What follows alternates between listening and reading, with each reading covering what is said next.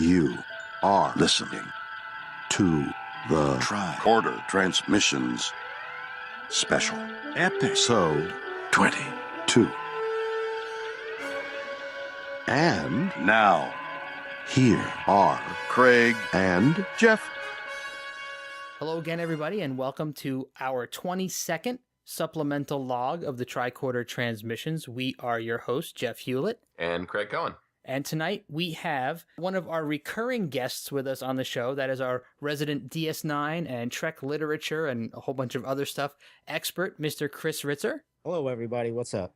Chris, always great to have you back on the show. How's everything? Going good. Thanks for having me on again. Excellent. Always our pleasure. And we also have a very special guest, a first-timer on the show, writer, composer, and producer, Emmett Plant. How's it going, everybody?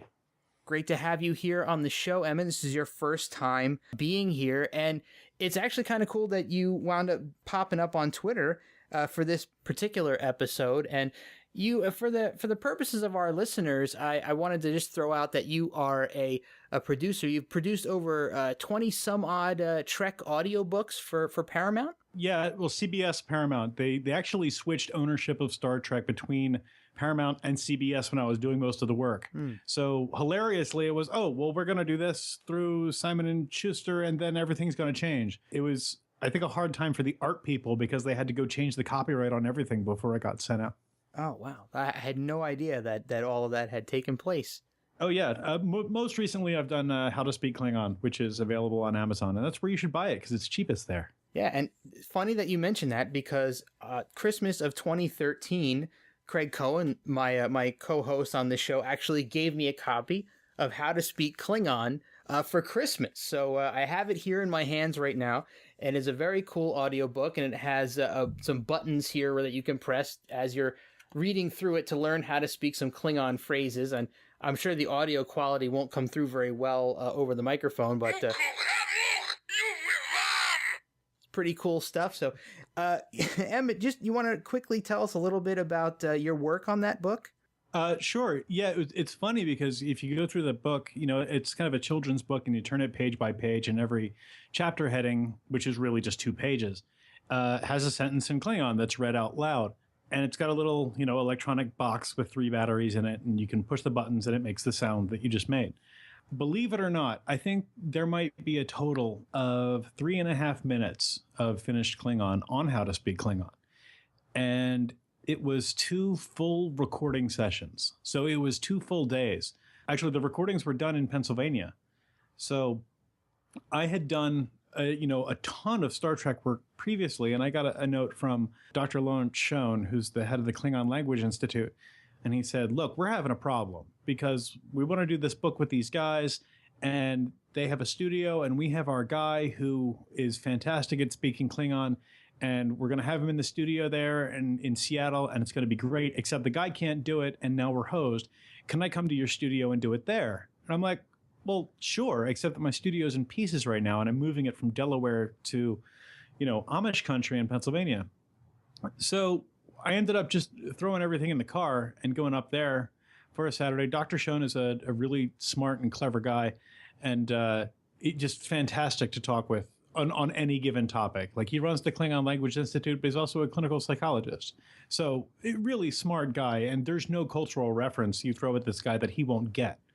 So he went back to the company and they're like, what? He's like, well, I got a guy. I've got a guy who's going to engineer this. The audio, and I'll do the voices. I'll do the voice myself. It'll be fine because I can speak Klingon with the best of them. And that company was like, well, I don't know, like this guy that is he like a professional? And then he just sent them the list of Star Trek books I'd worked on before. And then that was the end of the conversation. So it ended up working really well. The first day we recorded, we went through all of it. We must have recorded about 14 hours total for How to Speak Klingon for those 3 minutes. But it was a lot of fun. And Dr. Schoen and I both, we both enjoy Chinese buffet. So there was a lot of Chinese buffet that went down on making How to Speak Klingon. Sometime if you're ever in Jersey, we have some really great ones out here that we'd love to take you to. I miss Jersey, man. I miss diners. Oh. There's no diners out here. Man. Yeah. So many good ones here. There is a Geno's cheesesteaks, All right. which is nice. Yeah, I was surprised. And how does it compare? The funny thing is, it's exactly the same. Wow. They're not kidding around too. They've got tasty cakes available for sale in there. No way. So, oh yeah. So it's like if I need my fix, I can't tell you. Like one of the most common complaints with the staff here is that Geno's is actually so far away from here. Because if I decide it's cheesesteak day, one of them is going to be driving for 45 minutes.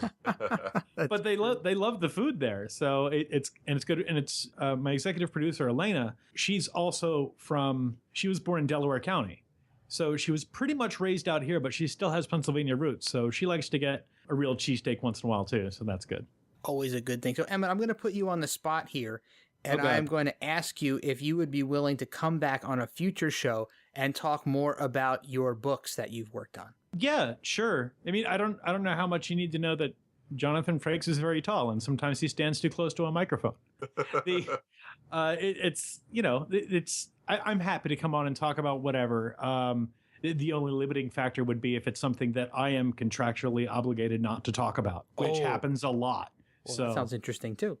I'm just kidding. Yeah, but I can't talk about it. So the worst part is it's not even a thing where, like, if we were good friends, like, you're like, hey, so what are you working on? And I'd be like, well, nothing I can tell you about, because not even my friends know. Like when I started doing the Star Trek audiobook producing, there was one person I told, and that was a very, very old friend of mine, and we both love Star Trek. But he's also a Star Trek book author, so he was kind of covered by the veil a little bit. Mm-hmm. So it was fortunate for me that this was a guy that sits inside a little bit. I would have never have told anybody outside, just because it's not that I don't want to get sued. It's that, every time I work on Star Trek, you enjoy it, you have a great time. Maybe 3 months after you get something done, your contract is finally finished. And then maybe 4 to 5 months after that, you finally get a check. And for me, it's like being able to work on Star Trek. I open up the envelope and I just giggle and think I'd have done it for free every single time.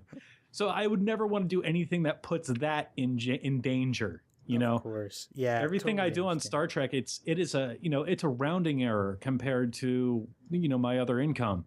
But it's very important to me. So I would never, ever want to do anything that threatens that. Of course. We totally understand that. This is the perfect segue into something that we do for all of our first time and new guests on the show. And that is to just quickly discuss your Star Trek history. And if you could, take us back to how you first got started with Star Trek. I had a single mom, and she worked as a bartender and a waitress and was in nursing school. And some of you guys are in Pennsylvania, so you'll understand this. I lived in a town called Plumsteadville, Pennsylvania, which is out in Bucks County. Mm-hmm. And we would get New York stations because we were high up on a hill. So I would stay up late and watch The Honeymooners, which was seriously one of my favorite shows when I was a kid.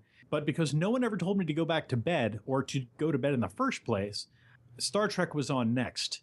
And that show just blew my mind. And I was a little kid. So I was really getting into it, and it had been, 2 weeks of me watching Star Trek before I went to my Uncle Dave, who was like the guy who first showed me Terminator and all the cool sci-fi stuff. I'm like, Uncle Dave, you've got to see this show called Star Trek. It's amazing. And he says, I've seen every episode of Star Trek. And I'm like, how can that be? Because I was so young that I didn't understand the concept of a rerun. So the problem with WPIX and Channel 11 is that they would run Spock's Brain every 2 weeks or so, and they would run Mirror maybe once every 6 months. So most of my early exposure to Star Trek was the repeats on Channel 11, but my Uncle Dave also saying, hey, did you see the one where this thing happened yet? And I'd be like, no. And he'd be like, all right, well, here's what happens. And then he would tell me the entire story of the plot in the backyard of my grandmom's house.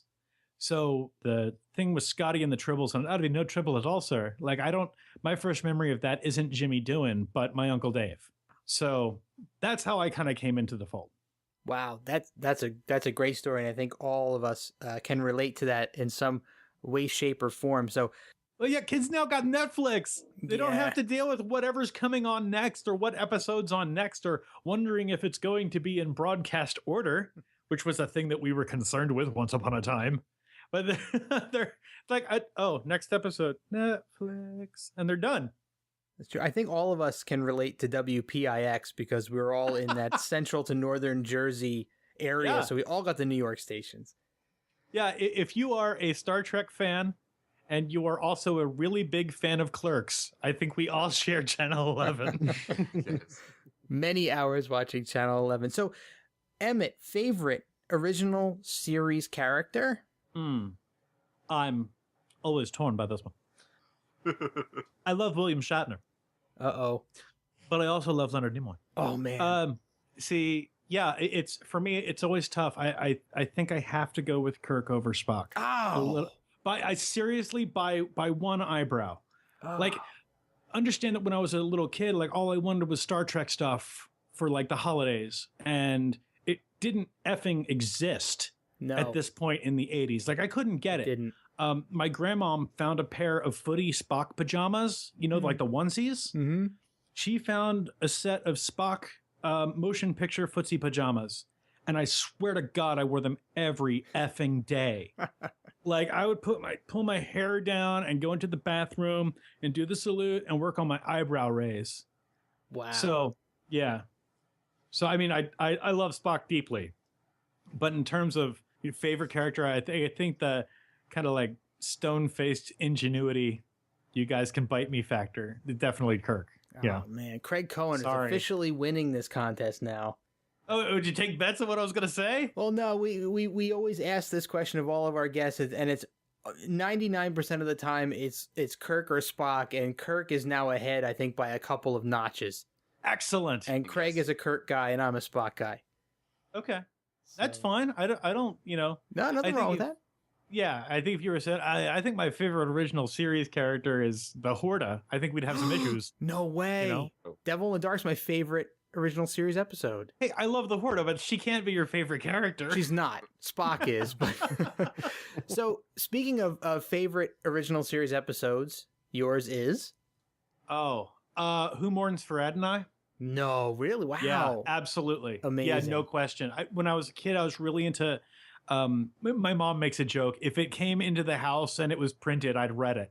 And that was, a book on mythology or, an issue of Glamour she had in her purse. So, I was down with, what's going on with Persephone, but also what's going down with, the new spring looks. So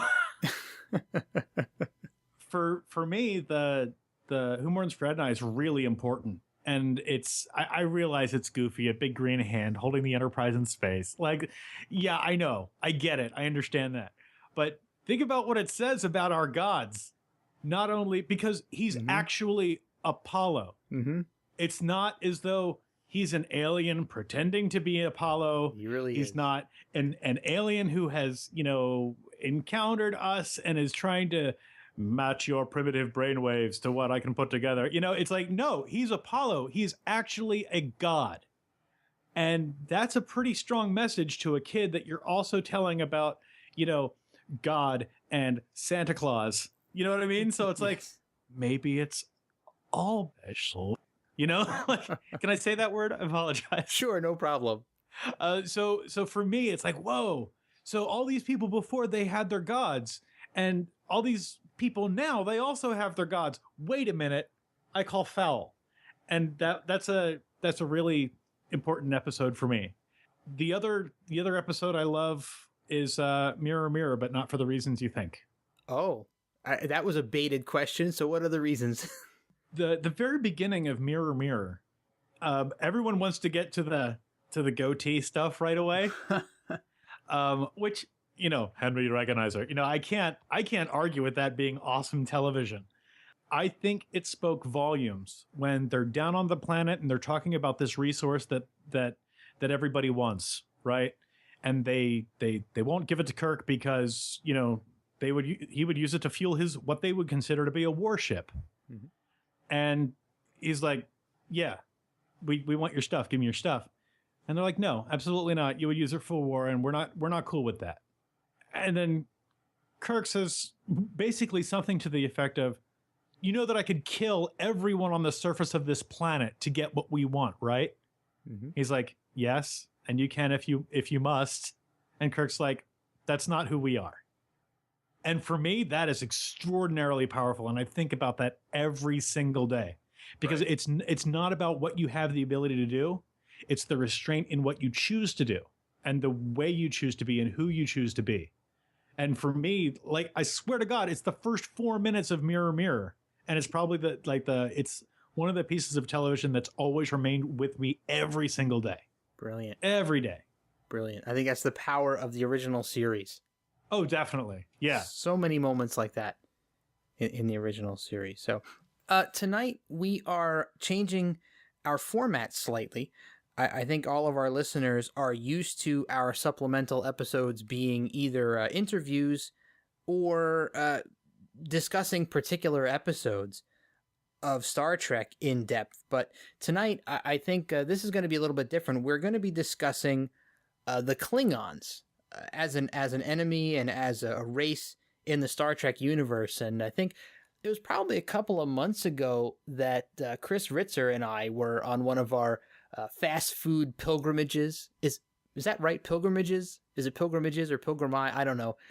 But so we're out together, and he had asked me if we were planning on doing an episode dedicated to the Klingons. And I think Craig and I had talked about holding off on doing these types of episodes until after we were done with the original series. But Chris was so enthusiastic about doing this that, we started to think about maybe we should just do this now.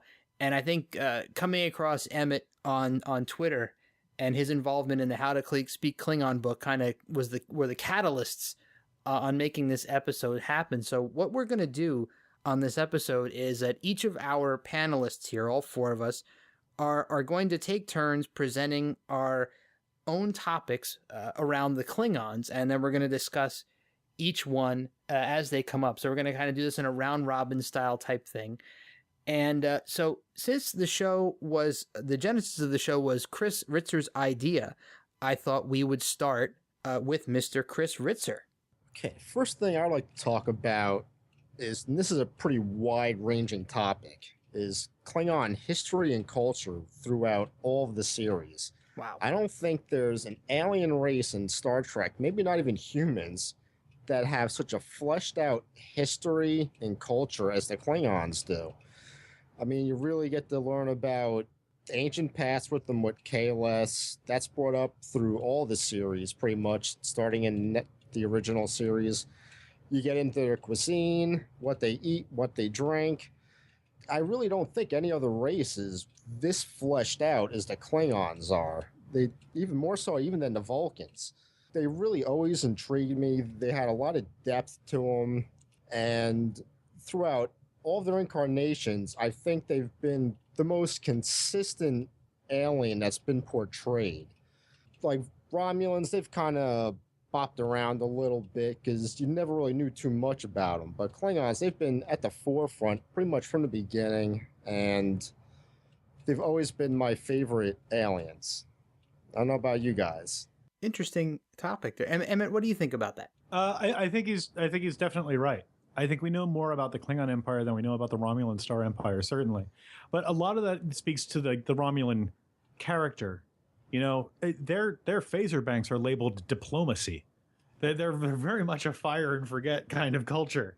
And Klingons especially, I mean, Star Trek VI, just all on its own, is kind of a masterclass in Klingon history and culture. Absolutely. So I would tend to agree with that. Glad you brought up Star Trek VI, because I think I've said this a couple of episodes ago, but Chang is probably my favorite Klingon of all time. Then the Klingons have shown up in almost all of the original series films, if I'm not mistaken. They were not in Wrath of Khan, and one of their ships was in the Voyage Home, right? Right. But they weren't in the Voyage Home, but they were in every other one, right? They were in Motion Picture. Search for Spock. They were also in the Undiscovered Country and the Final Frontier, right? Yeah, I mean, only barely in Final Frontier, but I mean, they're fairly represented in the Genesis trilogy of 2, 3, and 4. Mm-hmm. So, yeah, I'd say even if they're not in 2 per se, they're still fairly well known. Plus, I mean, Khan is sitting there like cracking out Klingon proverbs. Like he's speaking more for the Klingon Empire than anybody is in that movie. Wow, excellent point. You remembered that. Yeah, he does the old Klingon proverb that speaks of revenge as a dish that's best served cold, right? Yeah, and Kirk, I think, believes in revenge is a dish best served. Just served. I don't care how it's served. I just want it to get done. But yeah, it's plus the other thing that's always kind of bothered me. How the hell does Khan know a Klingon proverb? But that's outside the scope. Wow, that is a really good thought. Yeah, we'll have to save that for later. The only way he would know that if it was on the Enterprise files that they copied for him. Yeah, That's I what I was figure gonna he's say. like a speed reader and all that. He probably caught up pretty quick, and he's like, yeah, I can definitely get along with these people. Yeah, I don't think he's on SETI Alpha 6 with like an amateur radio setup, Khan with a ham radio. Yeah. What was his handle? Calling CQ. I don't think that's going to happen. Greg Cohen, thoughts on the Klingon Empire being the most fleshed out enemy in all of Star Trek?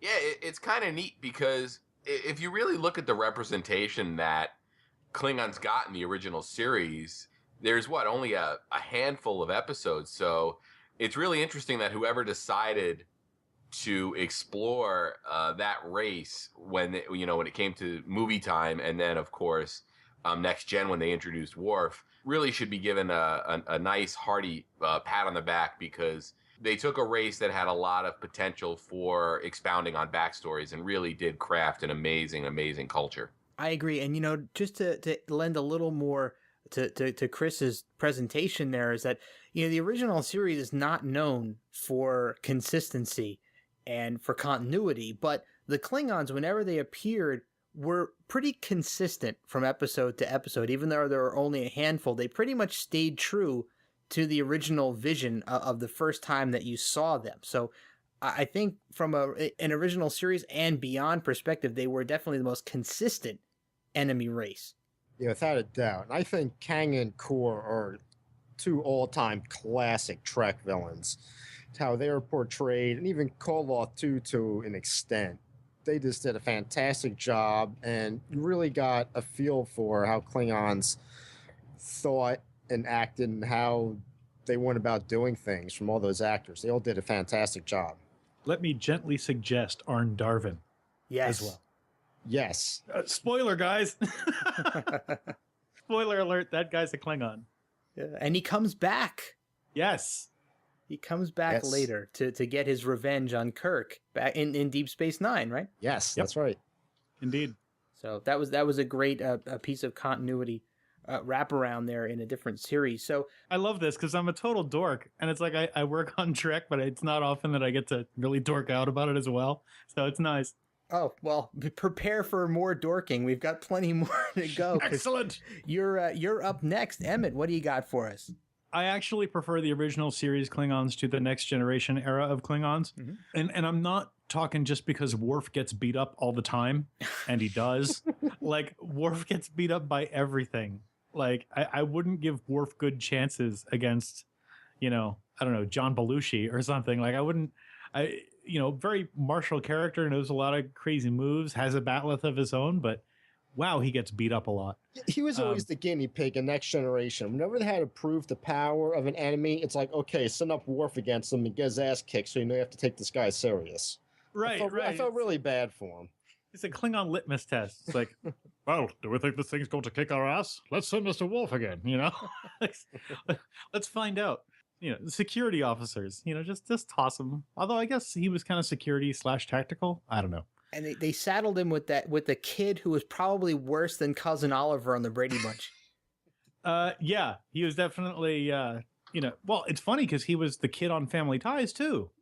He was the kid they brought in later after the fact. It was the same actor. It was Brian Bonsall. Oh God! So, No way. yeah, because on Family Ties, remember you had Alex P. Keaton and Mallory, and then their parents who were very hippie, and then Mallory got a not quite boyfriend named Skippy. Yep. And then the Keatons had a new kid, and it was this kid. Same kid grew up, and now he's Worf's kid, Alexander. What was the kid's name, by the way, on Family? I can't remember his name. Alex? No, it was No. Alex's younger brother. I don't remember. Alex was Michael J. Fox. You didn't get to see him as a baby. You saw him as like a Like a toddler almost. toddler or a little older. He just Yeah. appeared. Andrew? It might have been Andy. Yeah. It was just old enough not to have to use twins to film him. You know? Good point. So back to the original series Klingons are your favorite Klingons. Yeah, they are sneaky, and they're really a force to be reckoned with. And they're diabolical, and they're interesting because they're very much chess players, if that makes any sense.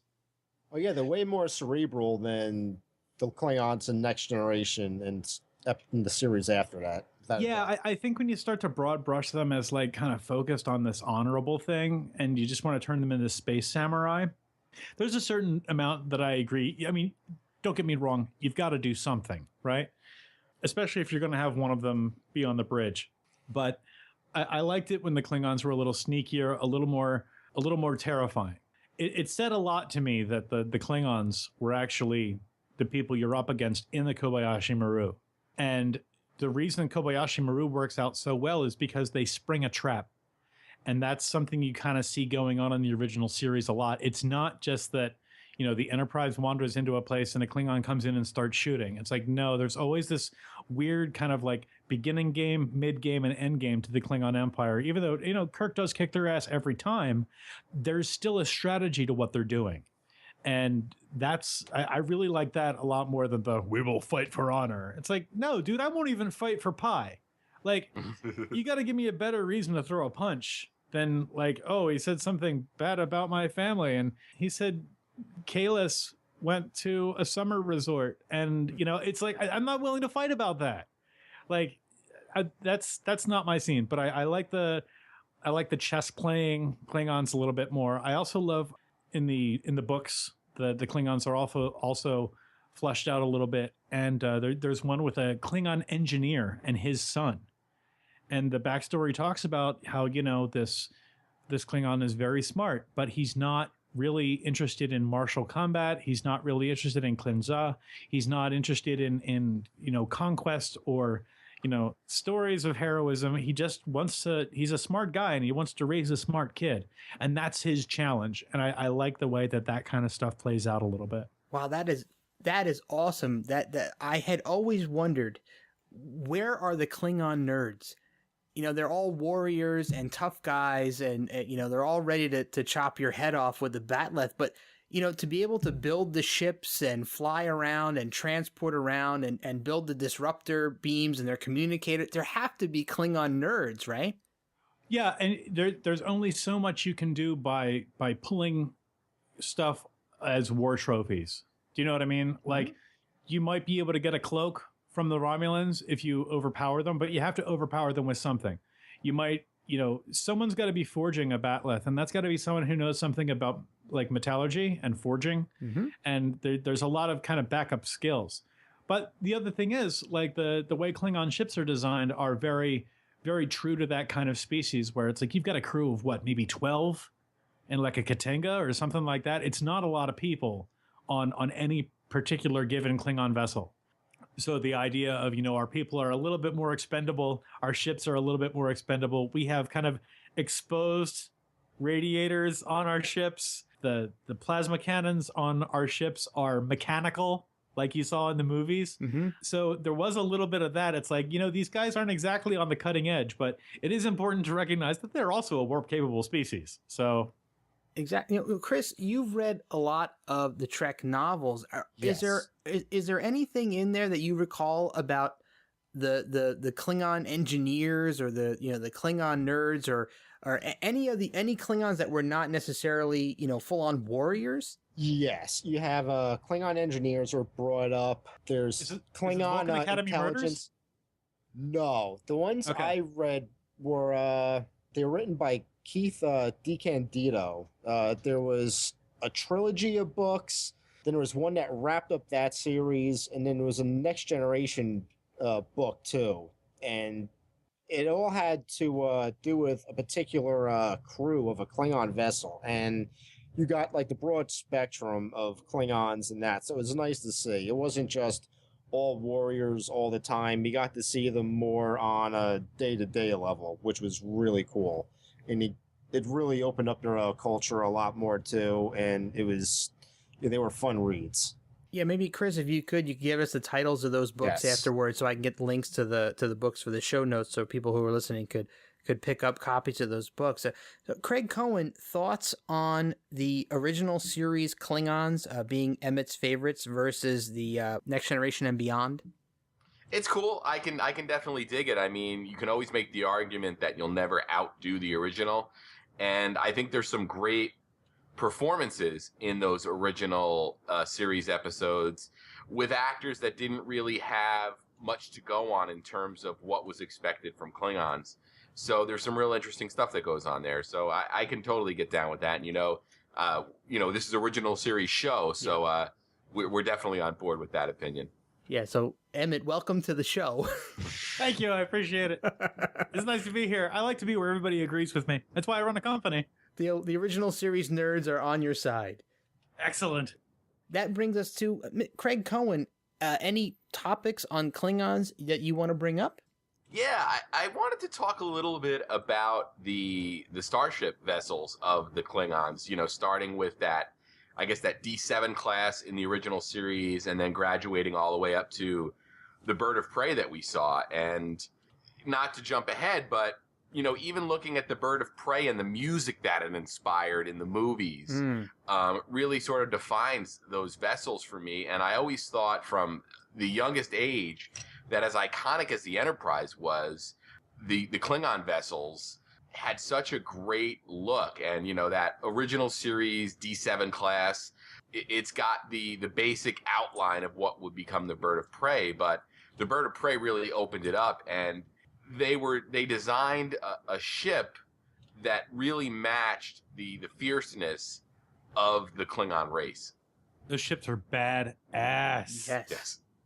It's even, when you're going to compare things across, they kind of kept that even through kind of the Next Generation era, which was cool for me because I understand that I'm in a very small minority that thinks the Galaxy class is uglier than homemade soap.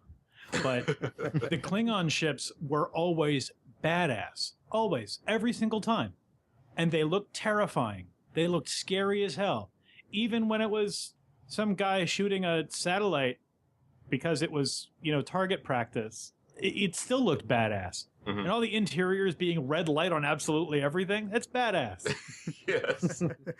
Totally badass. So one thing that you briefly mentioned there, Craig, in your talk about the Klingon ships, and then I just kind of didn't occur to me until just now, is that the Klingons didn't get their own theme, quote unquote, until the motion picture, right? And that was one of the big showpieces right at the beginning, in the opening scenes of Star Trek: The Motion Picture, was the newly re-envisioned Klingon ship, and you see them, they do kind of like a slow flyby, so you can see the incredible detail on the models, and it's kind of the same ship, but kind of reimagined for a new level of special effects that were possible with the budgets for the motion picture. Yeah, and then, thankfully they waited to provide music because we got that wonderful Jerry Goldsmith theme for them. Yeah, and that theme has propagated all through, I think, not only the original series movies, but beyond that, right? I believe so, yeah. Yeah, so pretty consistent. But Chris Ritzer, thoughts on the Klingon ships and their evolution? Oh, I absolutely love them, especially the Bird of Prey. It sort of does look like a bird, how it's shaped, and it's just a really nasty looking ship. Yeah, they definitely have some of my favorite ships in Star Trek. It's got the flippy wings, too. Yes. Yes. Yeah. Well, to extend this topic slightly, this is another thing that just popped into my mind, and something that I think the original series kind of toyed with a little bit, but for budgetary reasons, was for a time, the Romulans and the Klingons shared some ship designs, and that kind of went away, after the original series was over. But do you guys have any thoughts on the Romulans and the Klingons sharing engineering secrets? Because I don't think beyond the original series they had a lot of interaction. If I remember correctly, I don't know if this is canon or not, but the Klingons supposedly got their cloak from the Romulans.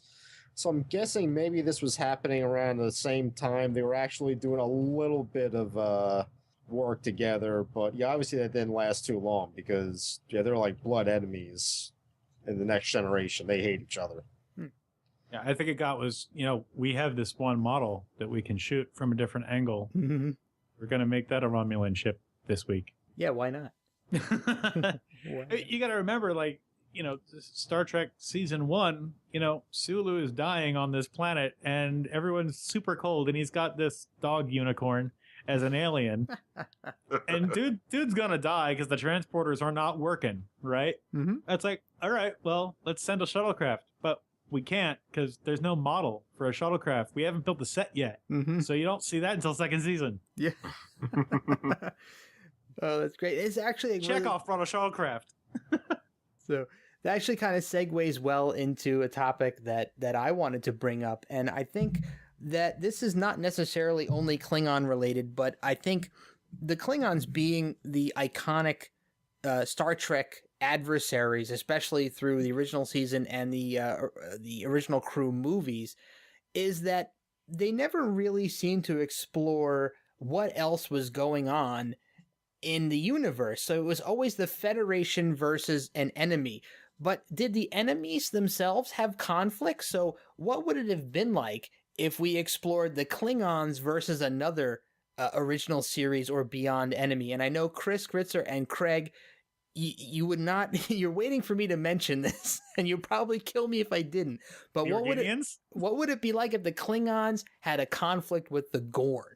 Yes. Ooh, yes. Right? So each of you guys, what would be your ideal Klingon versus another Trek alien species matchup, grudge match? Mine, of course, is Klingons versus Gorn. What about you guys? Emmett? Oh, man. See, the reason we didn't see too much conflict between other races and other races because you had the Organians who basically said, no, you tagged base and you're not allowed to have any more weapons. You notice that went away really quick. That episode ended in galactic peace. Yes. Kirk smiles and the credits roll. But Klingons versus anyone else? Well, I mean, there's all this fantastic off-screen stuff about, the Klingons and the Tribbles, which is great. I don't know. I think I'd like to see... Honestly, I'd like to see more Klingon-human combat, honestly, for what it's worth. Okay. Also, Klingons versus Cardassians might be fun. Ooh, That'd be good. that's a good one. Like, 'cause we sort of saw that in Deep Space Nine in the beginning of the 4th season a little bit. Yeah, when Deep Space Nine got away from the idea of having the Ferengi, which were kind of like, does anybody have any money I can grub? And you had like the Bajorans, which are, Palestinian, Israeli displaced people under the whip of, other like bigger forces that they can't possibly hold their own against. And Major Kira being very much like someone in the IDF who's brought up on basically a steady diet of conflict from the day she was born, So there's a lot you want to do with that particular story and move it around before you bring on Worf. Great observation. Craig Cohen, your thoughts on what you would like to see Klingons versus another alien race? I'm going to cheat a little and say I would actually like to see more Klingon interaction with the mirror universe. Ooh. Anything in particular? Just how Klingons in the Prime universe or this, the original universe would deal with the cutthroat nature of some of the, Starfleet in the mirror universe. So would Klingons actually be good guys in the mirror universe? Mirror Klingons? Logically, you would think so, yes. They'd be devoted to music and art. They'll be like, Manilow fans. Why are you shooting at me, guy with a goatee? I've just written this poetry, and I'm on my way to the poetry slam, just trying to get it done. I really like... Slam. You haven't heard Manilow till you've experienced it in the original Klingon. Right. Oh, Mandy. But I do like the idea of even, it's the exact same problem. Well, are they Prime Klingons or are they Mirror Klingons? But original Prime versus Klingons versus Mirror Federation would be interesting, if only because in the Prime universe there, the Federation was also always woefully underpowered. Like D7s travel in threes, man, and even one of them will destroy a Constitution class. Like one of them will blow it to bits, no problem. So it would be really cool to see the strategy that goes on between, goateed Federation and the Prime versus Klingon Empire. I agree. That's a good matchup. No, thank you. I vote yes. Chris Ritzer, your thoughts? How about Klingons versus Andorians? Ooh. Oh, I like Be that. interesting. So, original series Klingons versus Andorians, or post-original series Klingons versus Andorians? Either or. I'd like to see original series. That'd be pretty good.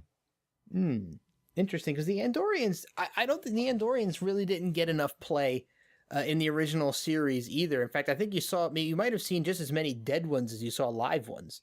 Yeah, especially considering the main one we see wasn't even a real Andorian. Right, its little horn broke off. Right. The fake Andorian. And you see a dead one later on, and I think you get a lot of Andorian in Elan of Troyes, right? Yes. Yeah, that's true. Yeah, so you get that one little snivelly guy. But I think the Andorians didn't really get their due across all of the series really until Enterprise, I think. Yeah, that's true. Yes. See, all I can think of now is bad Klingon matchups. Go for it. Like Klingons versus the Tellarites.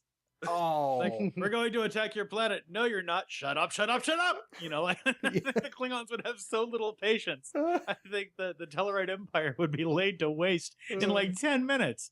Because the Tellarites are essentially, and regardless of what you have to say, they're just going to keep going through their argumentative script. Oh man, they would not last long. The Federation has time for that. The Klingon Empire does not. Do you think the Klingons could have figured out a way to slow down the Skolosians, the super fast guys from the Wink of an Eye episode? Oh, I don't know, man. That's rough. That would be. Maybe they try freezing them. Like I imagine like this crazy Klingon lab where it's like, what if we have to walk through Jello? Like just trying to find all these ways to slow people down. Manual methods for slowing them down. Yeah. They wouldn't try to do like, well, let's increase our our time dilation. It's just I imagine like Klingons in that instance would kind of be like, asshole dungeon masters of anyone that played D&D in 7th grade. You'd be like, you're having a hard time getting through this room because it's covered in ochre jelly. And like, I think like that's what Klingons would do. It's like, all right, let's pump in some more Jello, or let's freeze the ground and see if they're slower. Let's bring snow to their planet. See if that slows them down. Fill the hall with tribbles. Right. Whatever. Just keep throwing things in there. Slow them down. I think we could probably go on with bad matchups for for hours at this point. There's a Trelane versus the Klingons. Yeah, Charlie X. Charlie X would be rough. I think Klingons versus Trelane. I think Trelane would have a problem because there would be no dancing like that. That's just not going to happen. That's a non-starter to the Klingon Empire because they're like, all right, let's dance now. I don't think so. That's not really my scene. I think they would have broken that mirror way before Kirk would have. Good point. They would have shot the whole room up. Yeah. Like that's kind of my problem with the Federation. It's like I sometimes want them to adopt like Klingon or Romulan tactics, but it's like, why don't you just beam over a grenade? That would so help. If you had a Klingon ship and you were fighting the Borg, or even if let's say that you were Jean-Luc Picard, but you were actually competent at your job. Yeah, man. I said it. Look, don't even get me started. Look, the robot boy gets to play Mutiny on the Bounty once. And then you disassemble, and when you get everything back in control, you disassemble him, you put him in separate boxes, and you ask Admiral whatever where you'd like the boxes sent. You don't put him back at the con. That never happens. If I'm Picard and I've got a Galaxy-class starship, and for reasons completely unbeknownst to me, all shuttlecraft have warp cores. Every shuttlecraft is warp capable. All right, launch all of them. Have them breach as soon as they hit that ship. Like, how many did the Enterprise have? Like 50? You can have like 50 warp explosions all at once. You can have them go to warp directly at the cube. You don't have to have anybody on them. You can just say, look, they're empty. We're going to put them under drone control.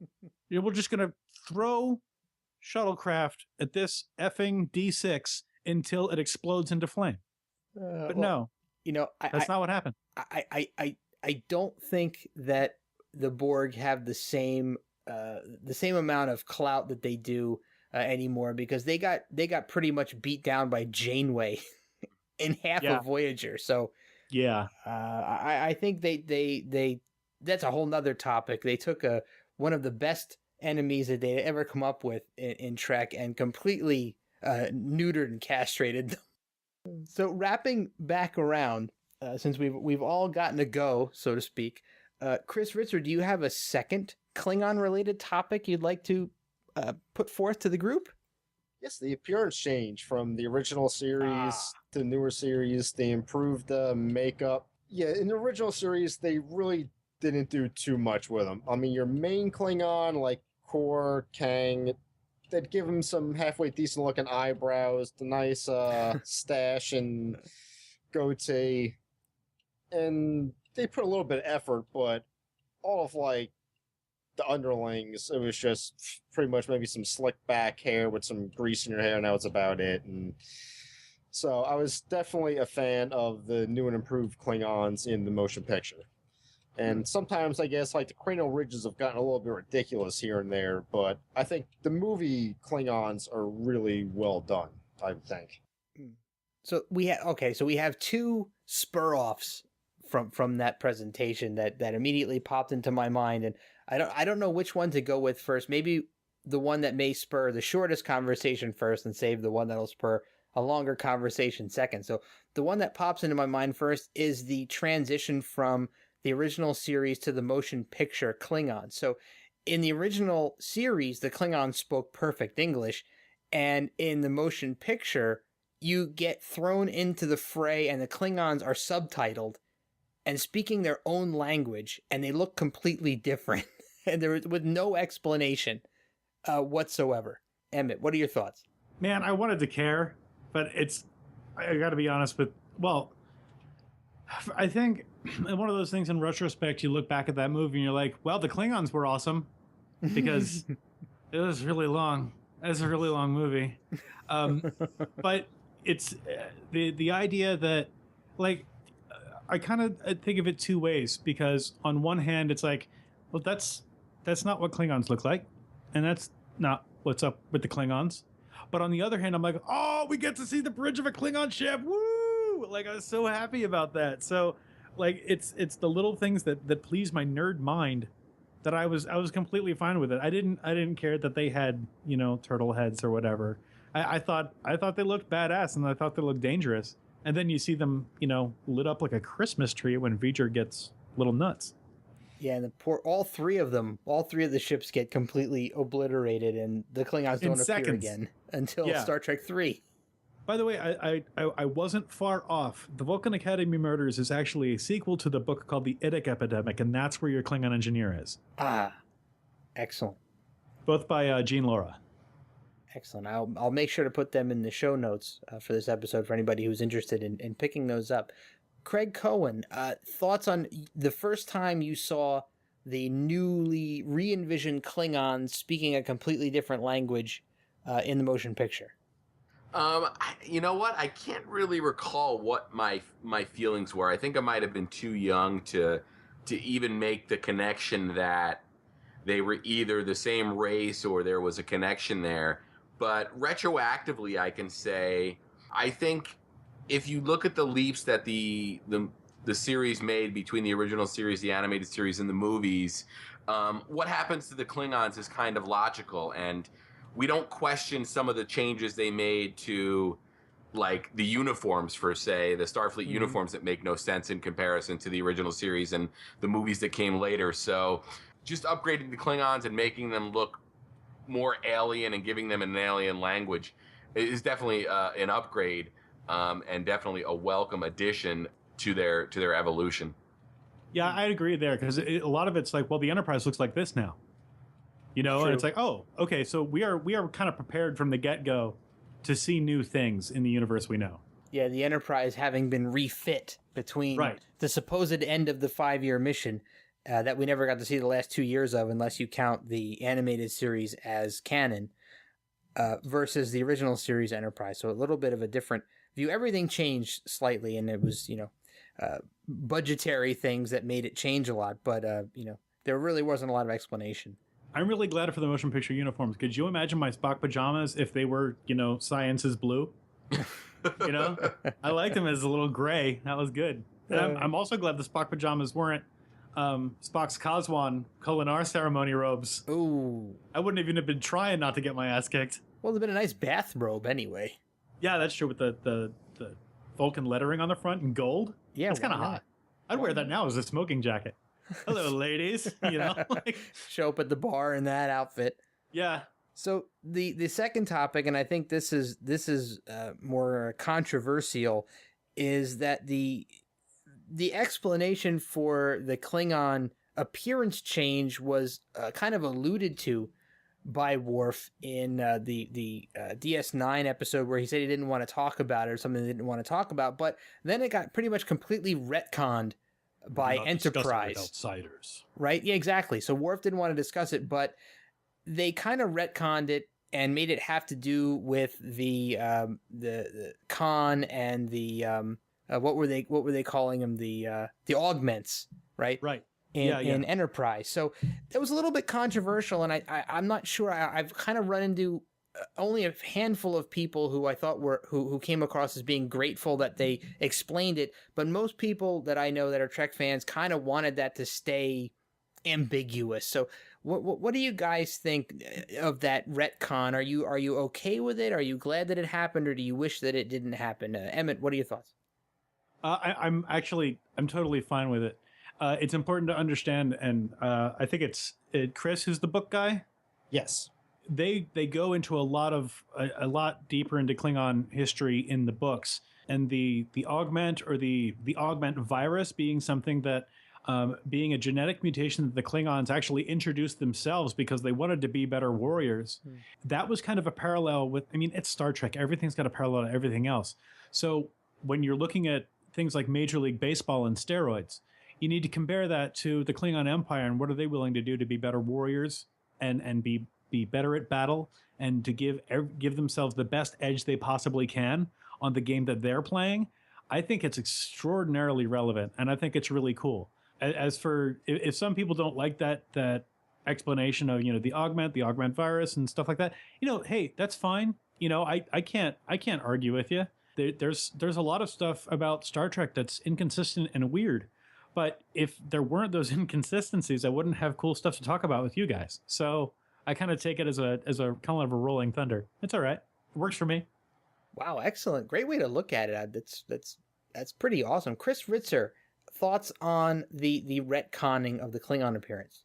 Yeah, I think we got a halfway decent story from it. So I guess in the end, that's the important thing. I could have done without the whole backstory and just left it with what Worf said. But yeah, the stories in Enterprise were halfway decent, so I really don't mind. I think it was kind of cool.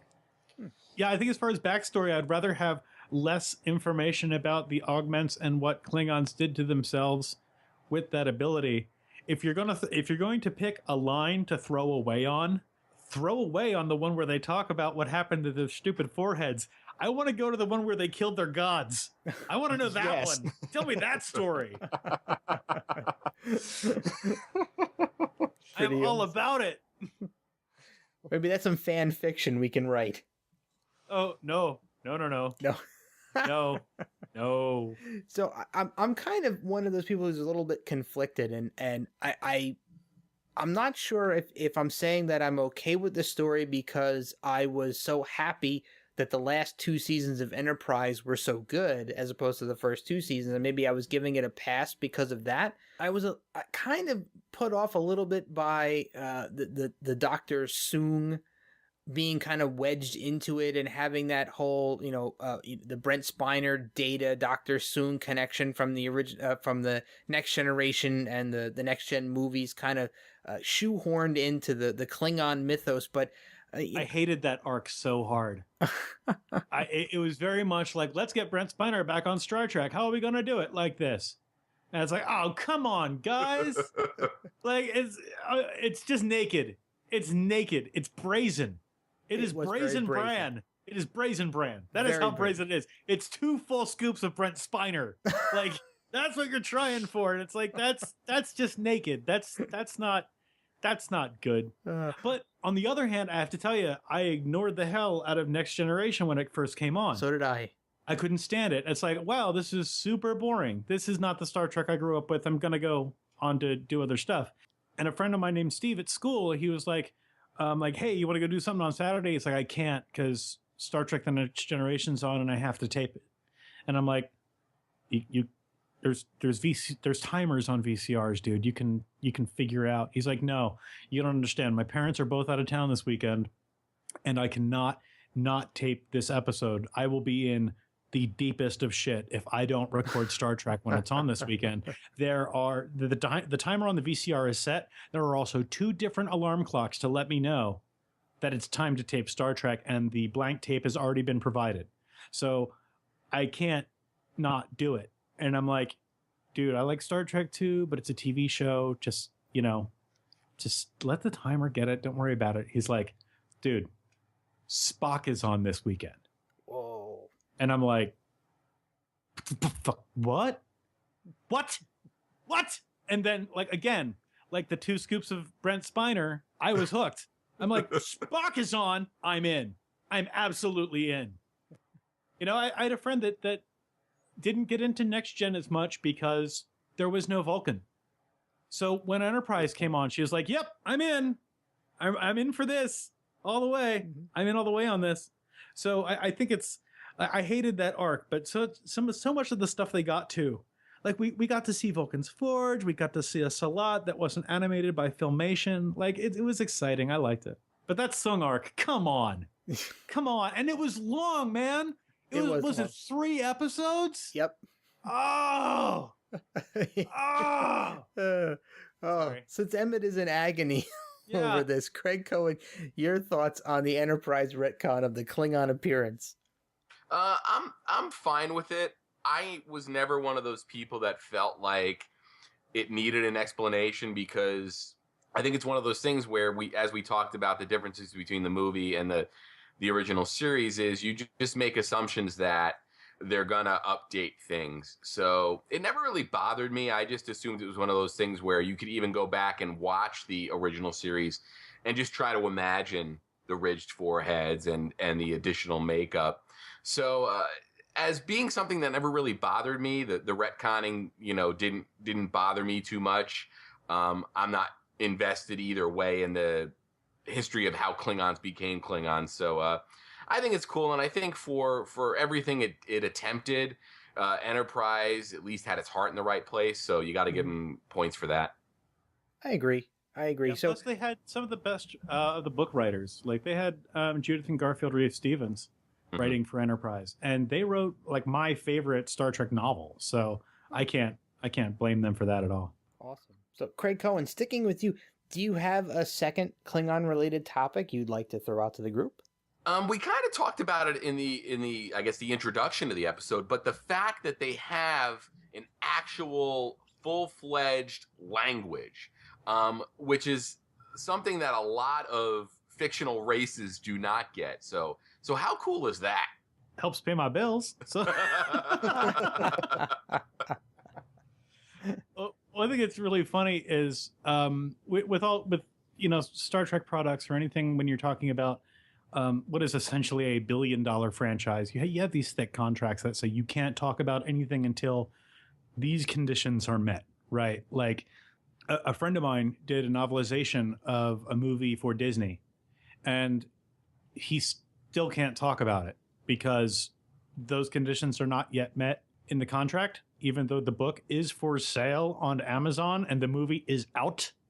So like you can't talk about anything before you get the okay to talk about it. So I was really happy with How to Speak Klingon, and like I can't tell you how much I just wanted to go to my friends being like, hey, I got this cool prototype. You have no idea what it's for. Oh, is that a Klingon symbol? Imagine that. But like, you just can't do it.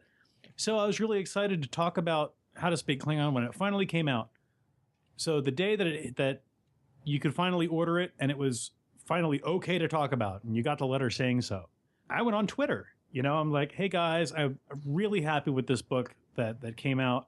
And when I got my author copies, my contributor copies, I was super happy because it looked so good. But I went on Twitter to talk about it, and that was probably a mistake because my next 50 tweet replies were people who were writing to me in Klingon. Oh. I know one sentence in Klingon. One. I know one. And I cannot roll with these cats. Like, I cannot do it.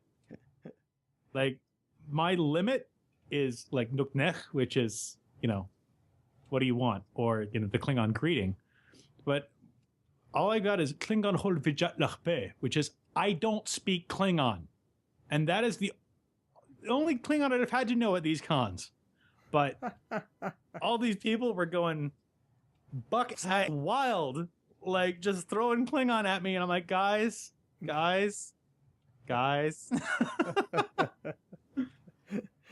the Klingon Language Institute has this thing called the Kepma, which is 3 days before Worldcon.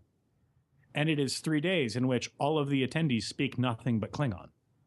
Like it's that fleshed out as a language that they can do that sort of thing. Yeah. So, and that's the only Trek language I think that's fleshed out in that manner, right? You don't get conventions where everybody speaks Romulan or everybody speaks Andorian, right? And it's kind of in the same vein as Elvish, right? And from the Tolkien novels and Drow, I think from some of the other the Dark Elf language that people have developed. So I think that speaks volumes to the breadth of Star Trek and how much the franchise has made an impression on society, that people have developed an entire language based upon one of the alien races on the show. Yeah, the other thing is that the guys who are doing most of the translating of stuff from English to Klingon, they're all volunteers. Mm-hmm. Like these aren't CBS guys. Do you know what I mean? They're not working for CBS Studios. They're not working with a company who's doing whatever. These are just like-minded dorks on the internet, and they're waking up in the morning and they're getting a block of text, and they're saying, "Okay, well, this is what this would be in Klingon, and here are my references." And they'll go into the Klingon dictionary and they'll say, well, this word means this means this. So this is how this sentence should be built in Klingon. So it's an academic activity, but so much so that it's in the commons. It's like, imagine like if there were, you know, an English literature class that absolutely everybody was invited to, and everybody had their own interpretations and could work within a structure to do that. That's almost impossible to do on an academic level. The closest thing you have in the business world is kind of open source software where somebody can take a piece of software and look at the code and make changes and update it. And a lot of people can look at it and say, well, I needed to do this, so I'm going to add this code. And if that works for everybody, it'll get checked in. But that's kind of the closest thing you have on the business side. But in real life, as far as an academic linguistics tool, it's absolutely unheard of. You know, usually when you have somebody who's coming up with Elvish, they have a lot of documents to go on from the authoritative source, if that makes any sense. If you're talking about Klingon, you're talking about a lot of Mark Okrand's work.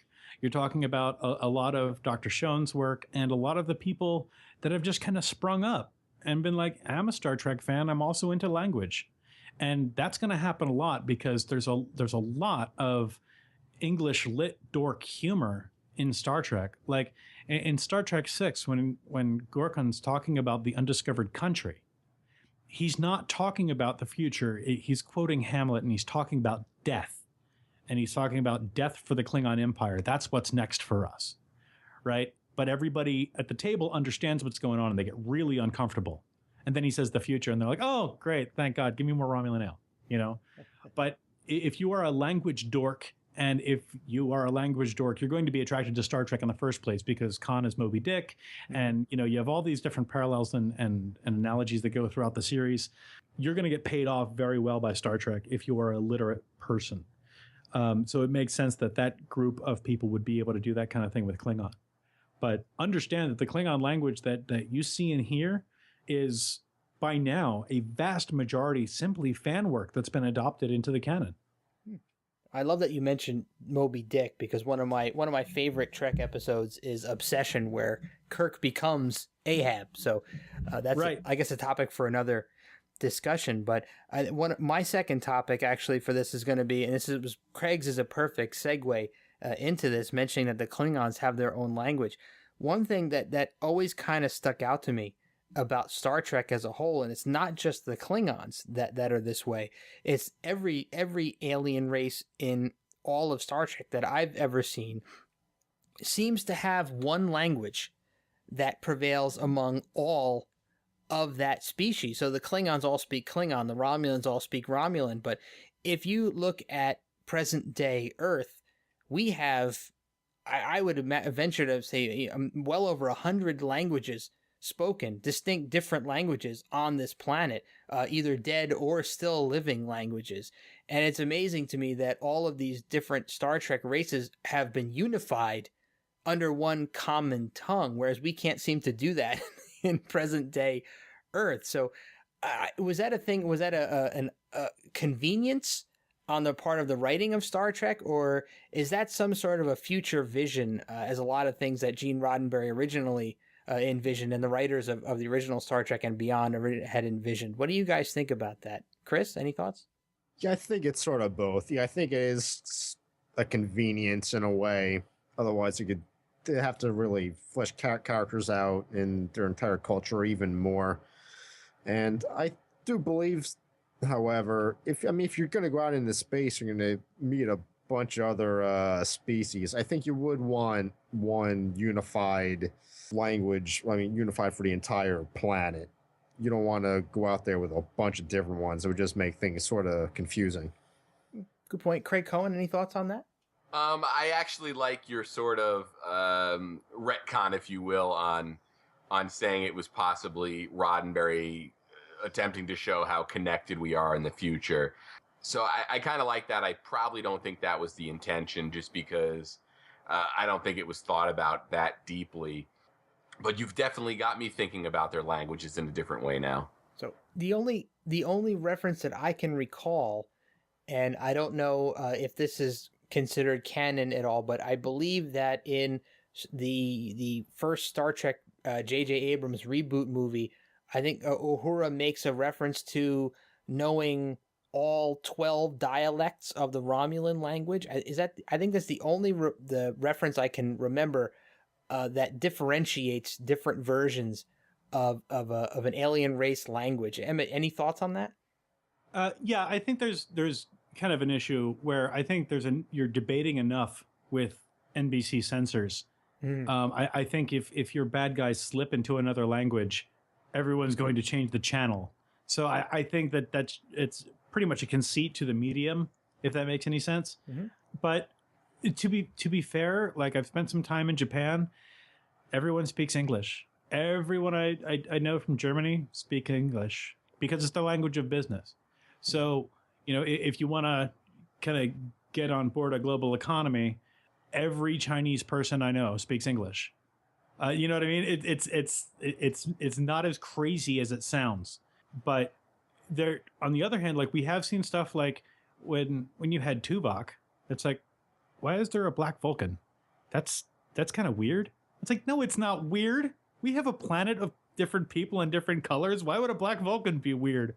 You don't think it's weird that you have like this emotionally like crippled dude that goes on a sex rampage every 7 years, but what you can't get past is that he's black? Like come on. Let these vegan, unemotional people that go on rampant sex orgies every 7 years.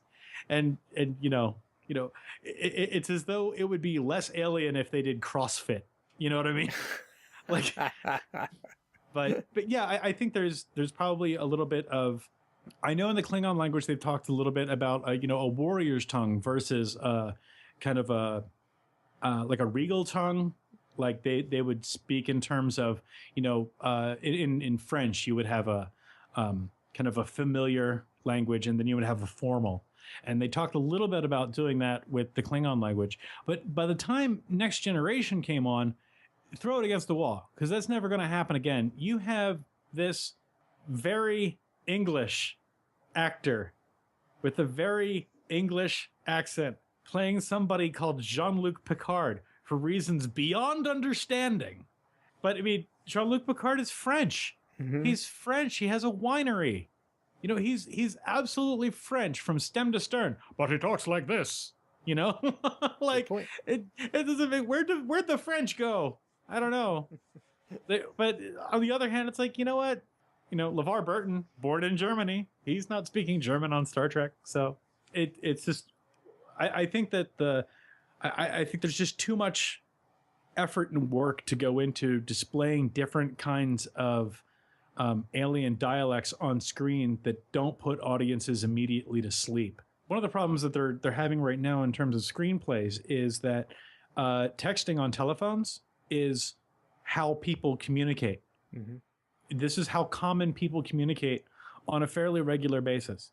It is also the least dramatic activity in the entire universe.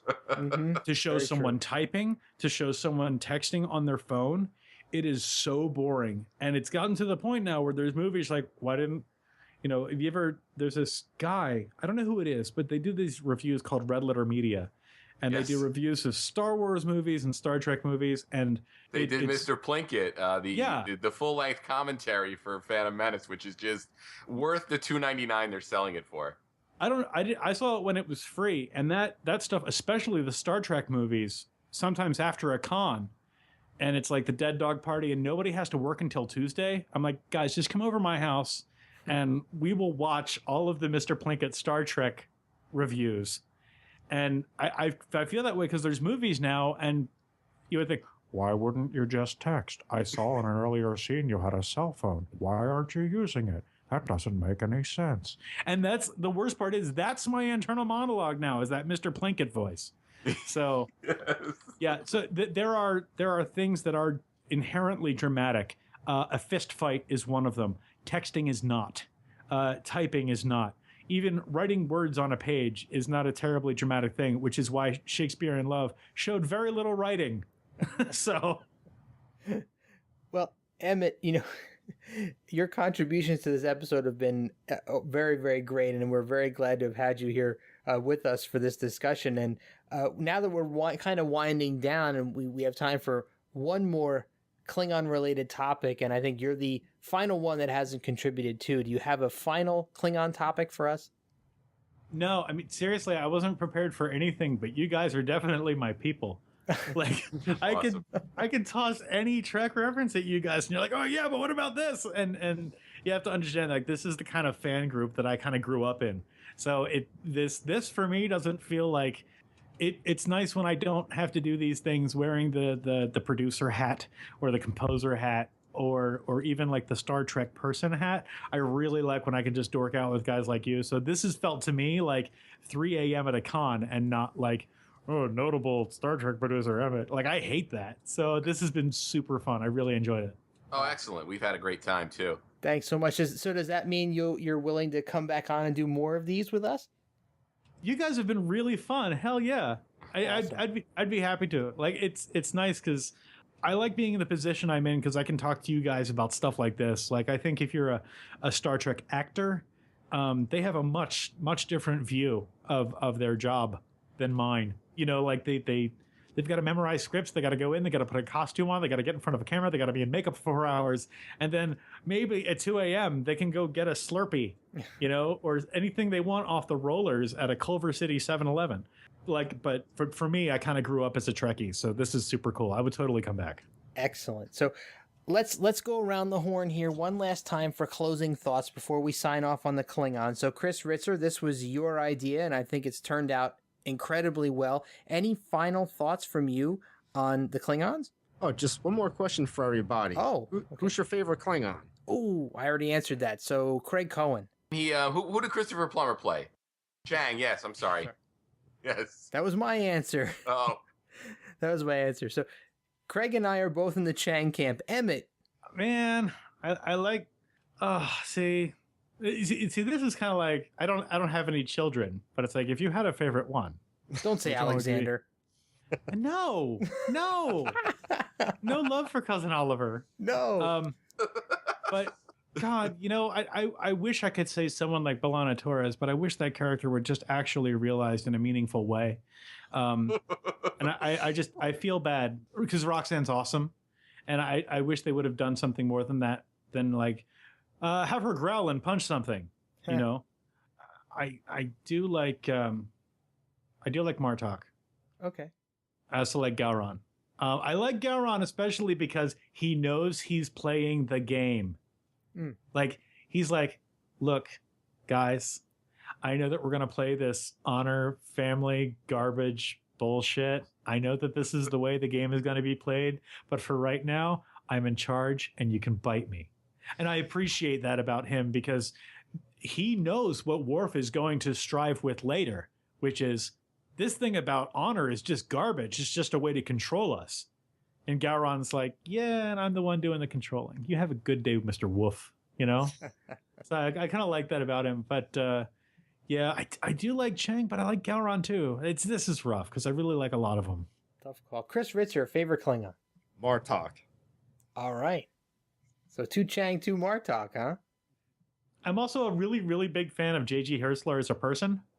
Like he and I talk about a lot of stuff on a regular basis. So, I really like him. So that probably is a little bit of an unfair thing for me. His books were pretty decent too. The Destiny duology. Yeah. Good stuff. Yeah, good stuff there. There's so much I want to tell you about, but I can't. So, not to be a downer, but a runner up, and I think this goes for Craig as well. Was General Motog from the Star Trek experience? Yes. And shame that he's passed away. But General Motog was really fun. We had a great time with him at the experience and the few times that we were there and we saw him. So, Craig Cohen, final thoughts on the Klingons? Wait, hold on a second. Yeah. We went around the horn, and I feel really bad that no one said Worf. Well, this isn't a Next Generation show, so we've seen so much of this guy. We've seen his grandfather in Star Trek VI. But yeah, I guess I don't think Worf resonates very much with people. I don't know why. I feel bad for Michael, but Worf is Worf. No, I do enjoy the Worf character, but I think that for me, on a personal level, I don't think that Worf is the greatest representation of a Klingon.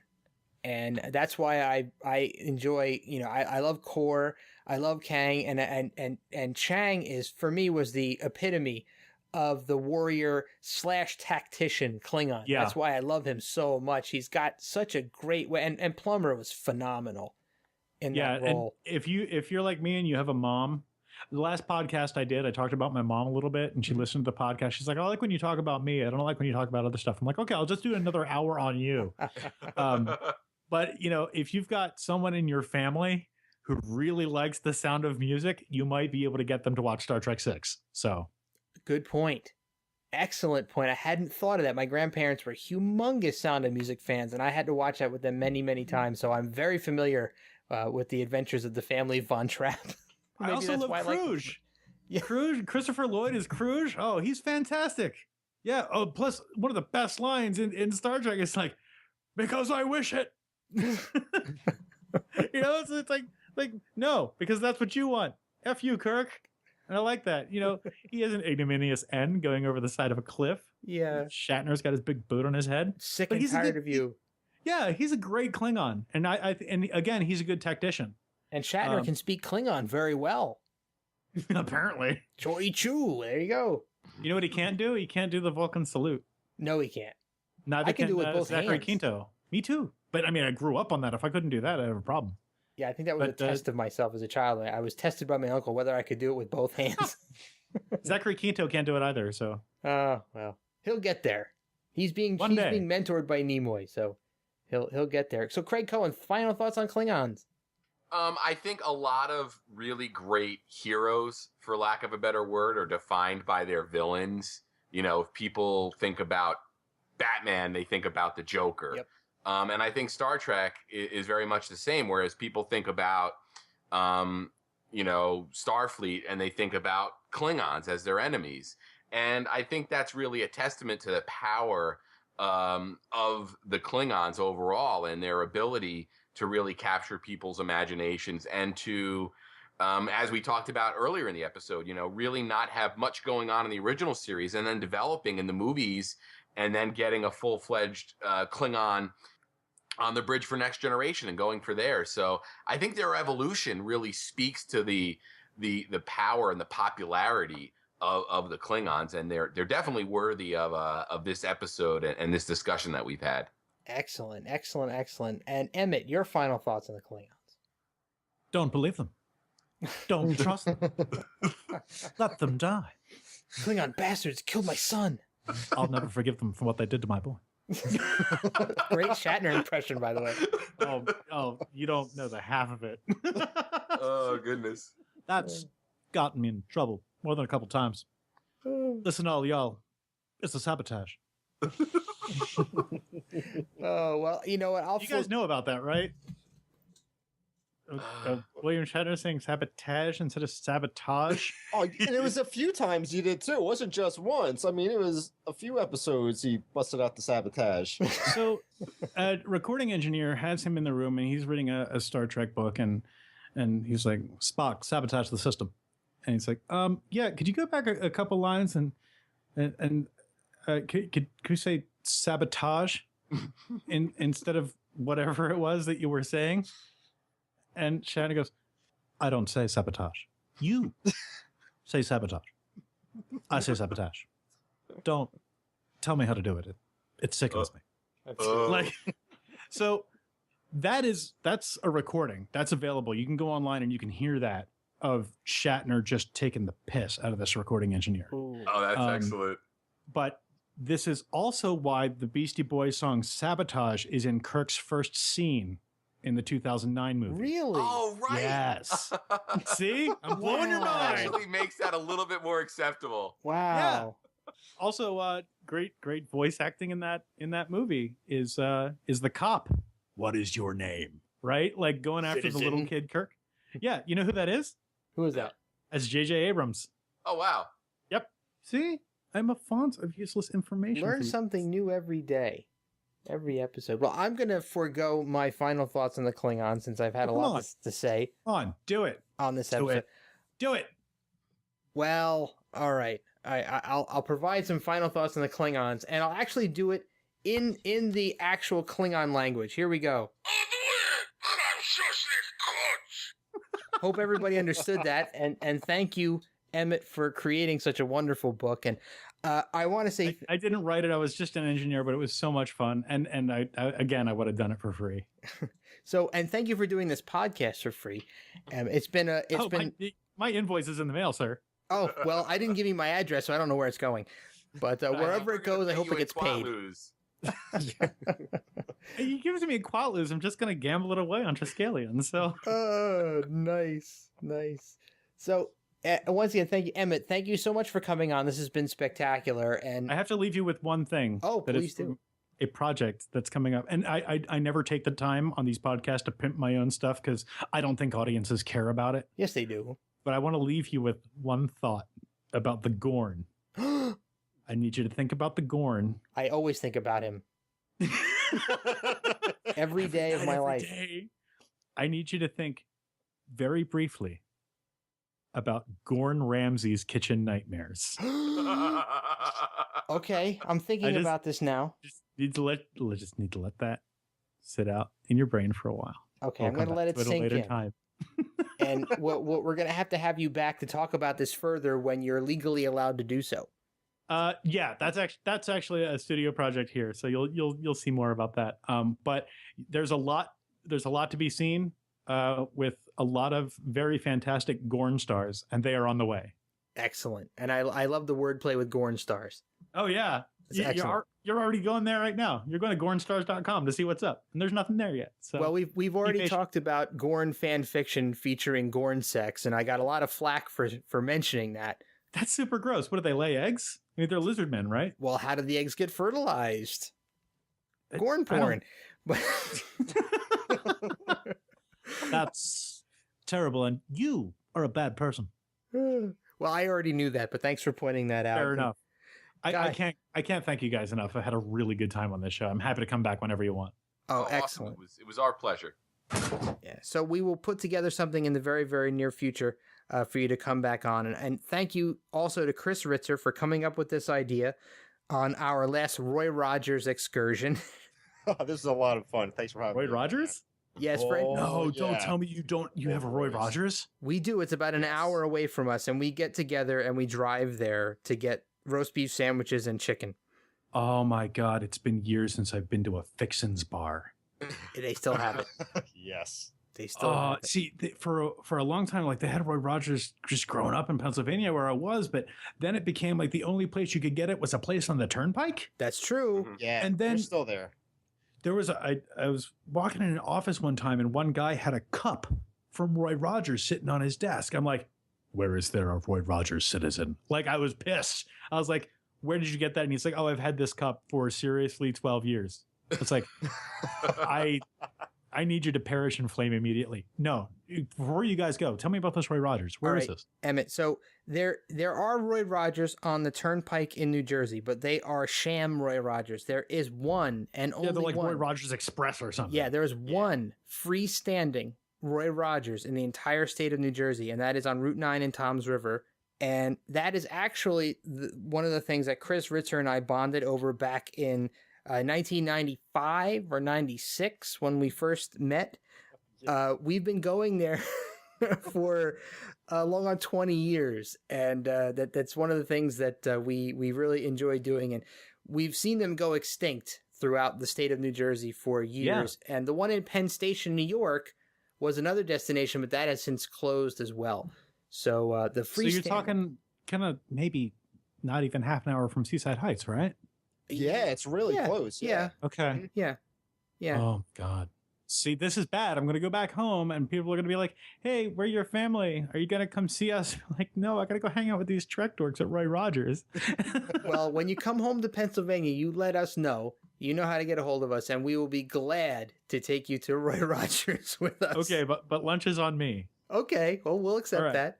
Awesome. Will that counterbalance the invoice you've sent me? I'm not actually sending you an invoice.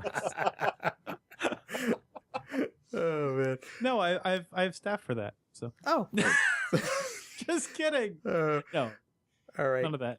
Guys, this has been incredible. Thank you all for being here. And Craig Cohen and I will see you all again on actually coming up on Wednesday following the show will be the second installment of our What Are Little Songs Made Of series with the guys from 5 Year Mission. We're going to be talking about their second track on their first album, Year One. The second track is The Man Trap, and that is by Noah Butler. So look forward to that this coming Wednesday. And the following Sunday will be our regularly scheduled commentary track. So thank you all for listening to the show. You can find out more about us on Facebook / the Tricorder Transmissions, TTT_pod on Twitter. And Emmett, where can the listeners find out more about you? Actually, Twitter's the best place because that tends to be where I throw my rampant brain signals. And that's just at Emmett Plant. Emmett like Doc Brown, EMMETT, plant like a flower. So follow me on Twitter and I'll send me a message and I'll say hey and I'll let you know what's going on. But it's easily it's the best way to tell people about what's going on because then it syndicates to Facebook, it does all that fun stuff, and I don't have to think about it that much. So it's good. Excellent. And thanks. Follow me on Twitter, every listener to the Tricorder Transmissions, or you will be punished. And your punishment may come in the form of Nora Roy Rogers. So, or you'll all get sent invoices. Right. All right, thanks everybody for listening, and we'll see you again really soon.